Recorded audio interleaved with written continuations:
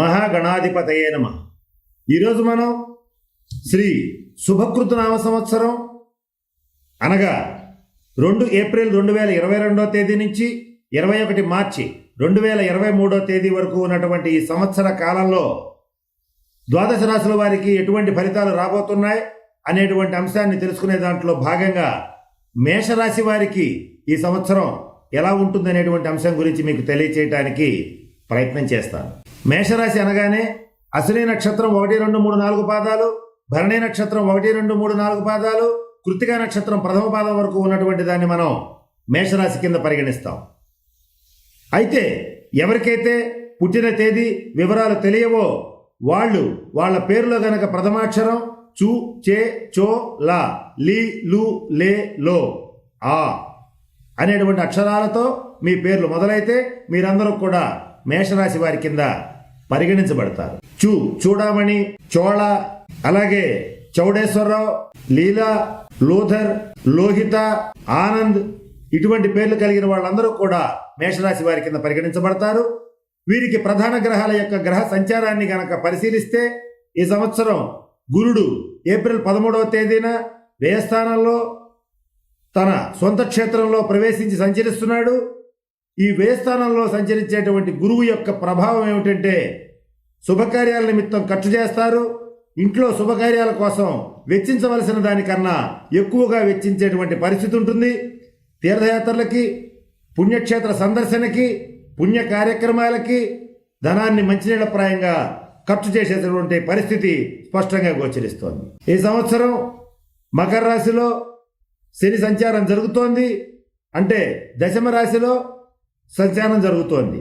ఈ దశమ శని ప్రభావం వల్ల చేసేటువంటి వృత్తి, ఉద్యోగ, వ్యాపార వ్యవహారాలు ఏవైనప్పటికీ కూడా ఆర్థికపరమైన అంశాలు బాగుంటాయి.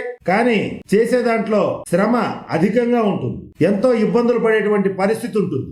ఎంతో కాలం పాటు పెద్ద పెద్ద పదవుల్ని, పెద్ద పెద్ద సంస్థల్ని సునాయాసంగా నడిపించగలిగినటువంటి మీరు ఈ సంవత్సరం ఈ దశమ శని సంచారం వల్ల కొద్దిపాటి ఒత్తిడికి, నిరాశకి గురయ్యే పరిస్థితులు గోచరిస్తున్నాయి. అయితే ఇక్కడ ఒక శుభ పరిణామం ఏంటంటే ఏప్రిల్ 30వ తేదీ నుంచి జూలై 13వ తేదీ వరకు ఉన్నటువంటి సమయంలో గురుడు అతిచార వశాత్తు మకర రాశిలోంచి కుంభరాశిలోకి లాభస్థానంలో ప్రవేశించి సంచరించడం జరుగుతోంది. మీరు చేసేటువంటి వృత్తి ఏదైనా, ఉద్యోగం ఏదైనా, వ్యాపారం ఏదైనా ఈ సమయంలో గనక మీరు కొత్త కొత్త నిర్ణయాలు, సాహసోపేతమైన నిర్ణయాలు, మీరు తీసుకోవాలనుకున్న నిర్ణయాలు తీసుకుని ఈ సమయంలో గనక ప్రయత్నం చేస్తే విజయం మీ వెంటే తప్పనిసరిగా ఉంటుంది. ఇక సహజ సిద్ధంగానే ధైర్యవంతులు, కార్యశూరులు, పట్టిన పట్టు విడవకుండా ప్రయత్నం చేసేటువంటి మేషరాశి వారికి ఈ గ్రహ సంచారం అనేటువంటిది అనుకూలంగా ఉంది. ప్రధాన గ్రహాల యొక్క సంచారం అనుకూలంగా ఉంది. కానీ కొన్ని సందర్భాల్లో మాత్రం కొన్ని ఇబ్బందులు తప్పవు. ఏ రంగాల వాళ్ళకి ఇబ్బందులు వస్తాయి, ఏ సందర్భాల్లో ఇబ్బందులు వస్తాయి అనేటువంటి అంశాన్ని దృష్టిలో పెట్టుకుంటే సాధారణంగా మిమ్మల్ని పొగిడి కొంచెం పతనం చేసేటువంటి వాళ్ళు మీ పక్కనుంటారు. పొగడతలకి పొంగిపోతారు, విమర్శలకి కుంగిపోరు. అదేమిటి అంటే ఎవరైనా సరే మిమ్మల్ని పొగిడి పని చేయించుకుంటారు, మీ నుంచి రావాల్సిన లాభాలు రాబట్టుకుంటారు, మీ నుంచి ఆర్థిక సహాయాన్ని పొందుతారు, ఇవన్నీ చేస్తారు. కానీ మీ మేలు కోరేటువంటి వాళ్ళు ఎవరైనా సరే మీరు మిమ్మల్ని విమర్శిస్తే తట్టుకోలేరు, ఎదురు తిరుగుతారు. ఇటువంటి స్థితి ఉంటుంది. ద్వాదశ రాశుల్లో మేషరాశి మొట్టమొదటిది. నెంబర్ 1గా ఉండడానికి ప్రయత్నం చేస్తారు. ఆ ప్రయత్నంలో ఎంత కష్టమైనా, ఎంత నష్టమైనా ధైర్యంగా ఎదుర్కొని ముందడుగు వేస్తారు, కానీ వెనకడుగు వేసే ప్రసక్తే ఉండదు. ఇకపోతే ఈ సంవత్సరం మేషరాశి వారికి చెప్పదగినటువంటి సూచన ఏమిటంటే ఏప్రిల్ 14వ తేదీ నుంచి రాహువు లగ్న రాశిలో ప్రవేశిస్తున్నాడు. కేతువు సప్తమ రాశిలో తులారాశిలో ప్రవేశించి ఈ సంవత్సరం అంతా సంచరించడం జరుగుతోంది. ఈ లగ్నంలో రాహువు వల్ల మీరు లౌకికుల చేతిలో కీలుబొమ్మగా మారే అవకాశం ఉంది. అంటే లౌక్యం తెలిసిన వాళ్ళు, తెలివితేటలు కలిగిన వాళ్ళు, కన్నింగ్ స్వభావం కలిగినటువంటి వాళ్ళు, మోసపూరితమైన స్వభావం ఉన్నటువంటి వాళ్ళు మిమ్మల్ని వాళ్ళ గుప్పిట్లోకి తీసుకునే అవకాశం ఉంది. తీసుకోవడం వల్ల మీరు వారి చేతిలో కీలుబొమ్మగా మారే పరిస్థితులు కూడా గోచరిస్తున్నాయి. ఇటువంటి స్థితి రాకుండా ఉండాలంటే రాహుకేతువులకు తగినటువంటి పరిహార క్రియల్ని పాటించండి. మేషరాశి వారు జీవిత భాగస్వామి విషయంలో అదృష్టవంతులు. మీ మాటకి మీ జీవిత భాగస్వామి ఎప్పుడు ఎదురు చెప్పడం అనేటువంటిది జరగదు. కానీ ఎవరికైతే 45 సంవత్సరాలు దాటినటువంటి మేషరాశి వారు ఉంటారో వారికి జీవిత భాగస్వామి విషయంలో కొన్ని ఇబ్బందులు ఏర్పడతాయి. అంటే జీవిత భాగస్వామి ఆరోగ్యపరమైన అంశాల్లో కాస్త ఇబ్బంది ఏర్పడేటువంటి పరిస్థితి ఉంది. అటువంటి పరిస్థితులు వచ్చినప్పుడు ఏమాత్రం ఆలస్యం చేయకుండా ఈ సంవత్సరం వారి ఆరోగ్య విషయంలో జాగ్రత్తలు పాటించండి. జీవిత భాగస్వామి ఆరోగ్య విషయంలో, మీ ఆరోగ్య విషయంలో టెస్ట్ రిపోర్టులు తప్పులు కూడా వచ్చే అవకాశం ఉంది. కనుక 1-2 సార్లు ఆరోగ్యపరమైన అంశాల్లో కాస్త జాగ్రత్తగా ఉండండి. పదునైన ఆయుధాలతో జాగ్రత్తగా ఉండండి. స్పీడ్ వెహికల్స్తో జాగ్రత్తగా ఉండండి. ఈ సంవత్సరం మీరు పాటించవలసిన జాగ్రత్తలు ఇవి. సెల్ఫ్ డ్రైవింగ్ విషయంలో జాగ్రత్తగా ఉండండి. ఈ అంశాలన్నింటిలోనూ మీరు కొంచెం జాగ్రత్త వహిస్తే మంచి శుభ ఫలితాలను పొందుతారు. ఈ సంవత్సరం ఆర్థిక వృద్ధి చాలా బాగుంది. మిగిలిన గ్రహాలన్నీ కూడా ఎక్కువ శాతం ఈ సంవత్సరం మీకు శుభ ఫలితాలనే ఇస్తున్నాయి. ఇక మరి ఇన్ని ఇబ్బందులు ఉన్నాయంటున్నాం, ఆర్థికపరమైన అంశాల్లో బాగున్నాయంటున్నాం. ఇక్కడ కాంట్రవర్సీ ఏమీ లేదు. సింపుల్ పాయింట్ ఏంటంటే ఆర్థికపరమైన అంశాలు, వృత్తి ఉద్యోగపరమైన అంశాలు చాలా బాగున్నాయి. కానీ ఆరోగ్యపరమైన అంశాలు, దెబ్బలు తగలటం కానీ, వాహనాల మించి పట్టం కానీ ఇటువంటివి జరిగే అవకాశాలు ఉన్నాయి. ఇవి జరగకూడదంటే నేను కొన్ని పరిహార క్రియలు చెప్తాను, అవి మీరు పాటించండి. వాటిల్లో మొట్టమొదటిగా ఇంట్లో పశ్చిమ వాయువ్యంలో గుర్రపు బొమ్మని ఉంచండి.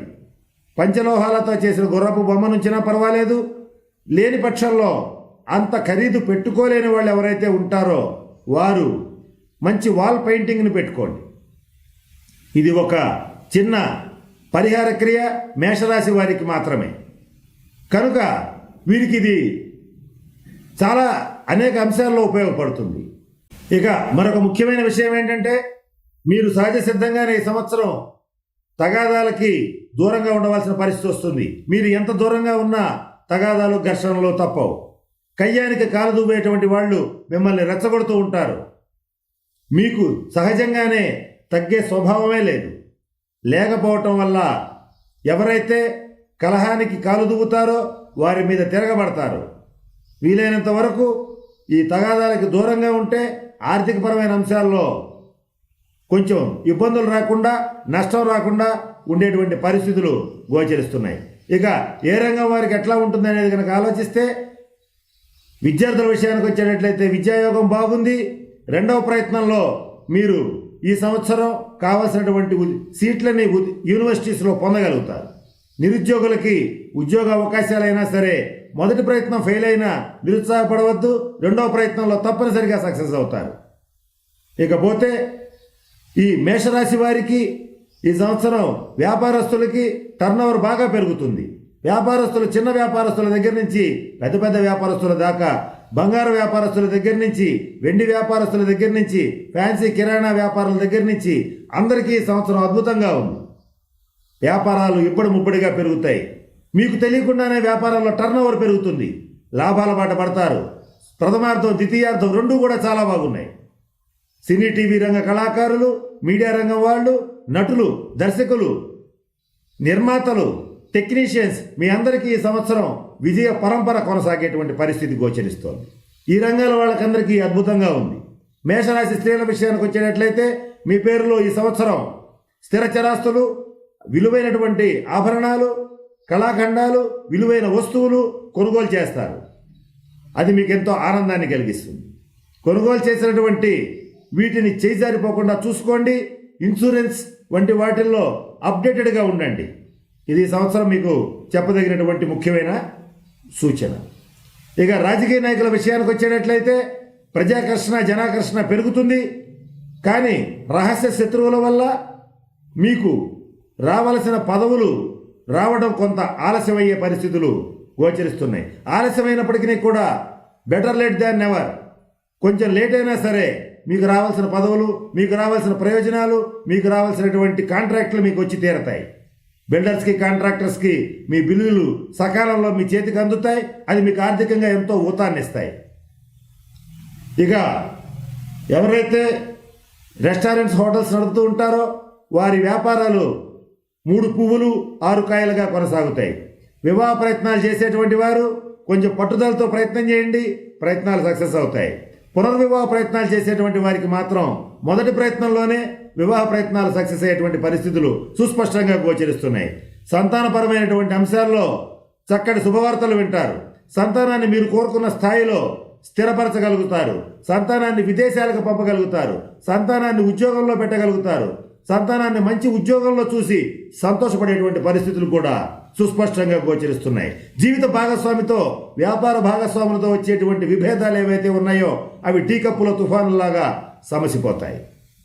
ఇక మరొక ముఖ్యమైన విషయం ఏంటంటే, మేషరాశి వారికి కోర్టు కేసుల రీత్యా కానీ, కోర్టు తీర్పుల రీత్యా కానీ మీరు వీలైనంత వరకు ఏప్రిల్ 30వ తేదీ నుంచి జూలై 13వ తేదీ లోపల మధ్యవర్తి పరిష్కారాలు, కోర్టు తీర్పులు వచ్చేటట్లుగా చూసుకునేటట్లయితే మీకు 100% న్యాయం జరుగుతుంది. ఆ తర్వాత వచ్చేటట్లయితే మీరు కొంత రాజీ పడవలసిన పరిస్థితులు కూడా గోచరిస్తున్నాయి. అయితే ఇక్కడ మీకు ఈ సంవత్సరం చెప్పదగిన ముఖ్యమైన సూచన ఏంటంటే, పట్టుదలకి పోవద్దు, మొండి పట్టుదలకి పోవద్దు. మిమ్మల్ని రెచ్చగొట్టి మీలో ఉన్నటువంటి మూర్ఖత్వాన్ని పెంపొందింపచేసి మిమ్మల్ని ఓడించడానికి, మిమ్మల్ని ఇబ్బంది పెట్టడానికి శత్రువర్గం నిరంతరం ప్రయత్నం చేస్తూ ఉంటారు. వాళ్ళ యొక్క కుతంత్రాలకి, కుట్రలకి లొంగకుండా ఉండేటట్లయితే ఏమాత్రం ధన నష్టం ఉండదు, లొంగితే ధన నష్టం తప్పదు. కనుక ఈ ఒక్క అంశాన్ని మేషరాశి వారు స్పష్టంగా గుర్తుపెట్టుకోండి. ఈ సంవత్సరం మేషరాశి వారిలో ముఖ్యంగా డాక్టర్స్కి, ఇంజనీర్స్కి, లాయర్స్కి, స్వతంత్ర వృత్తులు చేసేటువంటి వారికి, ప్రభుత్వ ఉద్యోగస్తులకి, కేంద్ర రాష్ట్ర ప్రభుత్వ ఉద్యోగస్తులకి రావాల్సినటువంటి ప్రమోషన్లు, ట్రాన్స్ఫర్లు, బకాయిలు అన్నీ కూడా సకాలంలో చేతికి అందుతాయి. వీటి వల్ల ఆర్థికమైనటువంటి పరిపుష్టి లభిస్తుంది. వచ్చినటువంటి ఆర్థిక లాభాలతో నూతనంగా స్థిర చరాస్తుల్ని కొనుగోలు చేస్తారు. ఈ సంవత్సరం వాహన సౌఖ్యం, గృహ సౌఖ్యం, నూతనంగా ఫ్లాట్లు కొనటం ఇవన్నీ మీకు తప్పనిసరిగా జరిగి తీరతాయి. ఇటువంటి శుభ పరిణామాలు ఈ సంవత్సరం గోచరిస్తున్నాయి. ఇక దశమ స్థానంలో ఉన్నటువంటి శనిగ్రహ ప్రభావం నుంచి తప్పించుకోవడానికి మీరు ఈ సంవత్సరం మందపల్లిలో కానీ, శని సింగనాపూర్లో కానీ శనీశ్వరుణ్ణి దర్శించండి, తైలాభిషేకం జరిపించుకోండి. ఇక మరొక ముఖ్యమైన విషయం ఏంటంటే, మేషరాశి వారు జీవిత పర్యంతం తండ్రి గారిని గౌరవించండి. ఏదైనా ముఖ్యమైన విషయంలో ప్రయాణం చేసేటప్పుడు కానీ, ముఖ్యమైన వ్యవహారాన్ని నడపాలనుకున్నప్పుడు కానీ తండ్రి గారి ఆశీస్సులు కనుక తీసుకొని చేసేటట్లయితే ఆ ప్రయత్నంలో విజయం తప్పనిసరిగా లభిస్తుంది. ఈ సంవత్సరం మేషరాశి వారు ఆంజనేయ స్వామి వారి ఉపాసన చేయాలి. అది చేయడం చేతకాకపోతే కనీసం హనుమాన్ చాలీసా పారాయణ చేయండి. దీనివల్ల మీరు చేసేటువంటి ప్రతి పనిలో విజయం లభిస్తుంది. ఇక మరొక ముఖ్యమైన విషయం ఏంటంటే, ఈ సంవత్సరం మేషరాశి వారికి ఆదాయం 14, వ్యయం 14. ఆదాయం భారీగా ఉంది, ఖర్చు కూడా భారీగా ఉంది. అయితే పెట్టేటువంటి ఖర్చులన్నీ కూడా మీ భవిష్యత్తు కోసం, మీ కుటుంబ సభ్యుల భవిష్యత్తు కోసం, శుభకార్యాల కోసం, పిల్లల భవిష్యత్తు కోసం ఖర్చు పెట్టడం వల్ల అది పెట్టుబడిగానే భావించండి. రాజపూజ్యం 3, అవమానం 6. అంటే మిమ్మల్ని గౌరవించి గుర్తించే వారి కంటే అవమానించాలనుకునేటువంటి వాళ్ళే ఎక్కువగా ఉన్నారు, ఇబ్బంది పెట్టాలనుకునే వాళ్ళే ఎక్కువగా ఉన్నారు. కానీ మీకు కలిగినటువంటి స్వతసిద్ధమైన ధైర్య సాహసాల రీత్యా, తల వంచని మనస్తత్వం రీత్యా మీరు వీటిని సునాయాసంగా ఎదుర్కొని ఈ సంవత్సరం విజయ పథంలో దూసుకుపోయేటువంటి పరిస్థితులు కూడా సుస్పష్టంగా గోచరిస్తున్నాయి.